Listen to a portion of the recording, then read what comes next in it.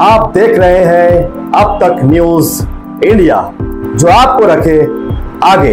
आइए दर्शकों, एक बार फिर आपका स्वागत है अब तक न्यूज पर। दर्शकों, बात करते हैं धुलिया लोकसभा के चुनाव की।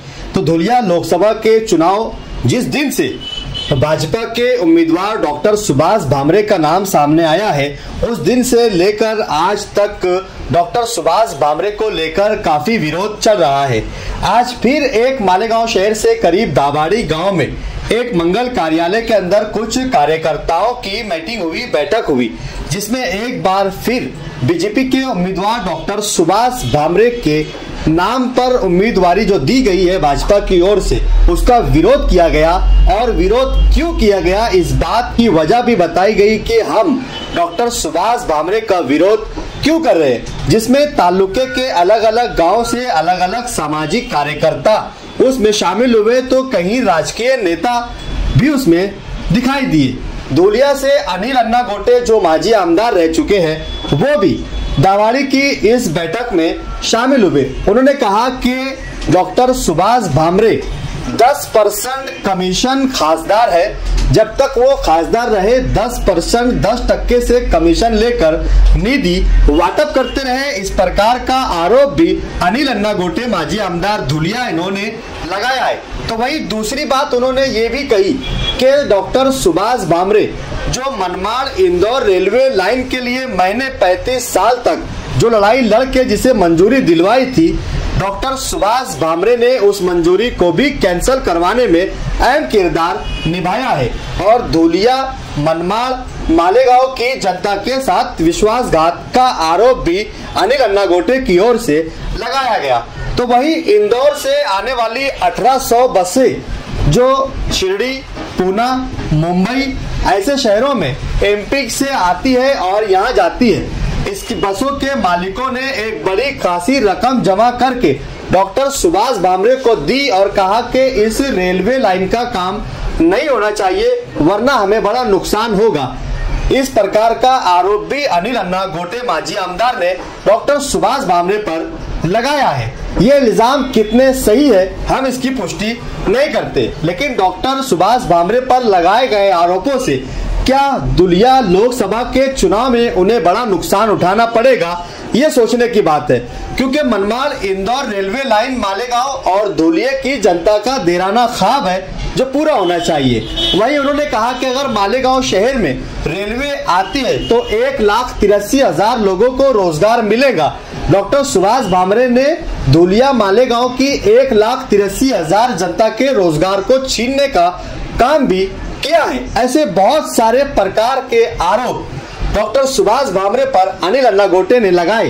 तो वहीं अनिल अन्ना गोटे की इस सभा में, इस कार्यक्रम में, इस बैठक में डॉक्टर सुभाष भामरे के एक समर्थक ने एंट्री मारते हुए हंगामा खड़ा कर दिया, जिसके बाद वहां पर विरोध कर रहे भामरे के जितने भी लोग थे, जो विरोधी थे, वो लोग सब के सब भड़क उठे और काफी हंगामा खड़ा हो गया।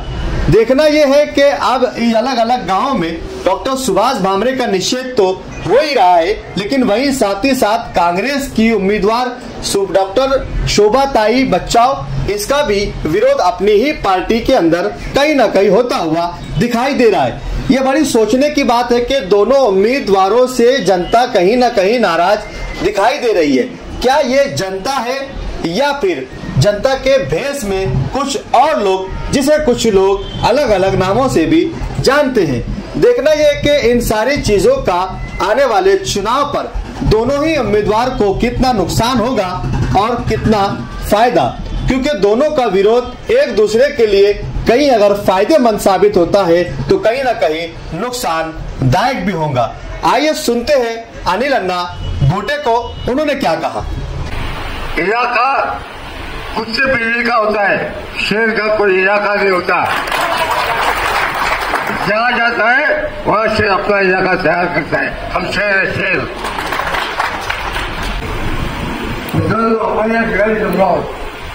तो जहाँ सेक्टर कमिश्नर घेऊन लोकांच्या कामामधले पैसे खाऊन श्रीमंत झालेल्या सुभाष रामराव भामरे याच्या विरुद्धाने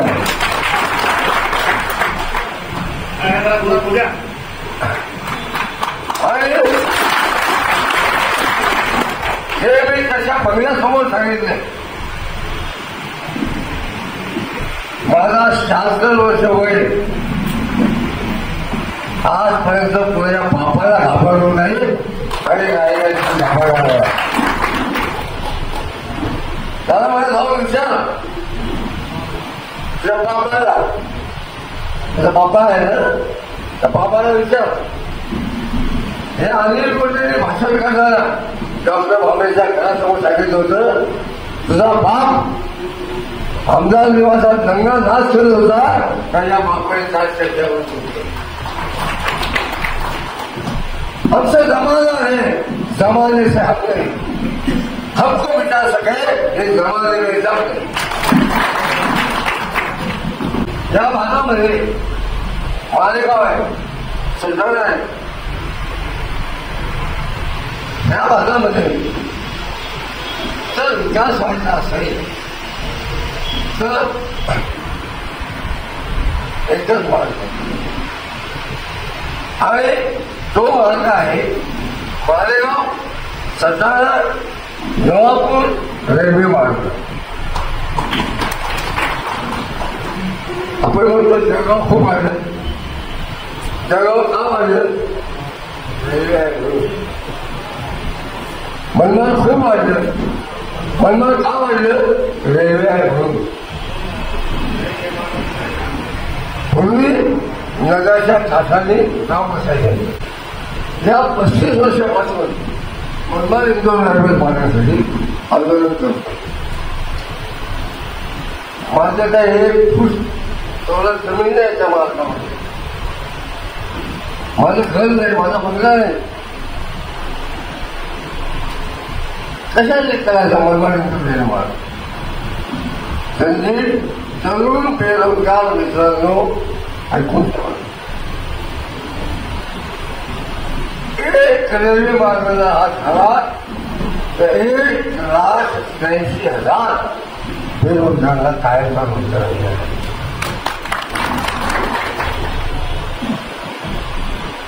ज्यावेळेला या रेल्वे मार्गाला लालू प्रसाद यादव यांनी मंजुरी दिली त्यावेळेला आपला रेल्वे मार्ग हा 22% फायद्यात होता. किती तुम्हाला माहिती पाहिजे आकडे? 22% फायद्यात होता. फक्त अर्थसंकल्पामध्ये तरतूद करायची. एवढ्यात हा काळ आला. मी त्याला सांगितलं, डॉक्टर तुम्हाला रेल्वे मार्गाची माहिती नाही, फक्त तुम्ही तरतूद करून द्या, बाकी तुम्ही तरतूद.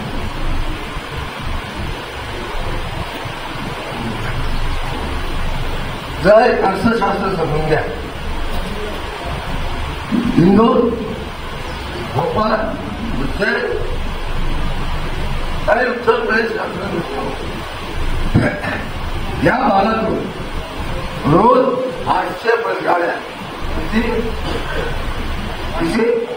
800 बसगाड्या नंतर या शिर्डी, पुणे, मुंबई या भागामध्ये जातात. जर हा रेल्वे मार्ग झाला तर आज जे बसला 2,500 3,000 रुपये सगळे जातात, हे फक्त 500-600 रुपयामध्ये जाईल. मग हे 800 लोक जे आहेत ते त्यावेळेस मालक आहेत, या सगळ्यांनी पैसे गोळा करून या खात्याला भाव वाटते. मला माहिती आहे फार कमी झालं, पण माझ्याकडे पुरावे असल्याशिवाय करत नाही. मंजूर झालेला रेल्वे मार्ग या माणसाने रद्द केला आणि ते आपल्या धुळ्याच्या लोकांना सांगितलं की धुळे म्हणजे पूर्वी तर नव्या हा महिमा रेल्वे मार्गाचा भाग आहे. मला सांगा तुम्हाला इथून सज्जाला जायचंय, जमाडून सज्जाला जायचंय, तर तुम्ही नागपूरला सज्जाला जाणार आहे का? भाजपचे मतलब हे लोकांचा गोष्ट बनवतात असं नाही.